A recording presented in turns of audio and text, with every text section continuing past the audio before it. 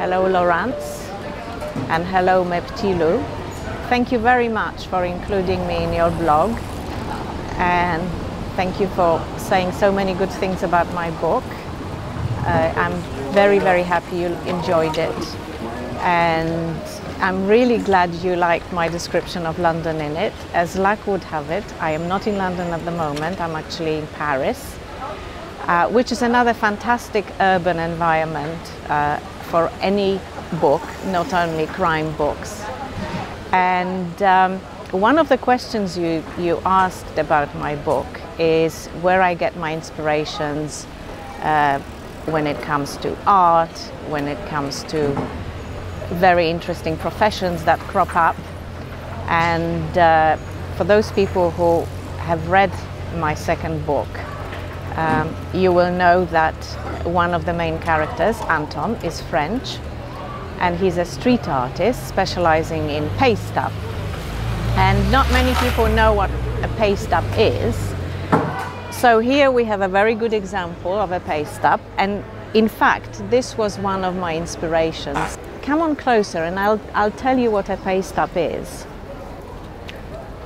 So basically, it's not something you can see obviously, but it's actually paper, and it's a special billboard paper, and it's a work of art that's printed on the billboard paper, and then it's being pasted up on the wall with special glue, which is usually traditionally a paste, wheat flour based paste. So it's printed and pasted up on the wall, where it stays. Sometimes it stays up just for a few hours, sometimes a few days, sometimes for weeks or months. It all depends on two main factors. One is the weather. At the moment we have really wonderful sunny weather, so the chances are this will stay up a bit longer. The second factor is human hand, and very often these kind of works are being pulled down as soon as they come up. When I was writing my book, I was actually imagining that this is what Anton would do.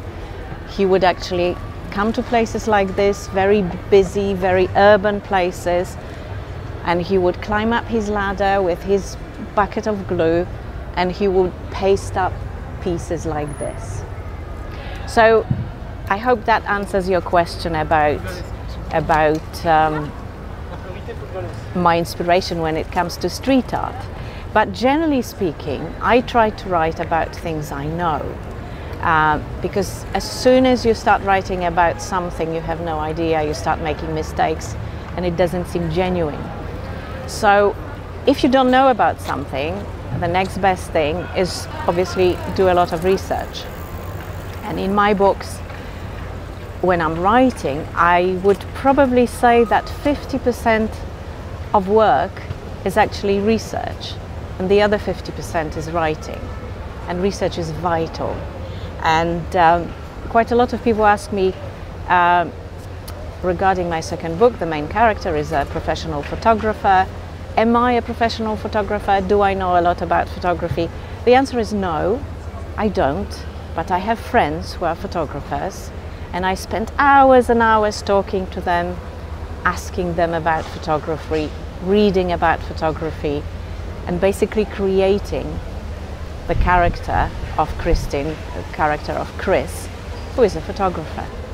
Another thing my book is about is this drive to become successful and this hunger for success. And that's something that really fascinates me, because I'm really interested in ordinary people who are caught up in extraordinary circumstances.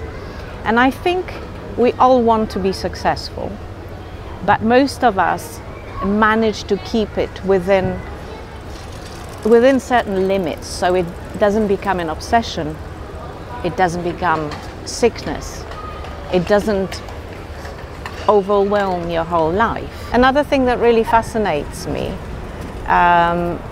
is the question of how in today's society we are always being watched or spied on, if you want to call it that, officially and unofficially, legally and illegally. I don't know the statistics for Paris, but I know that in London every person on their way to work and back from work is being filmed by CCTV cameras between 70 and 300 times a day. So we are on the radar all the time. And somehow we don't mind it very much.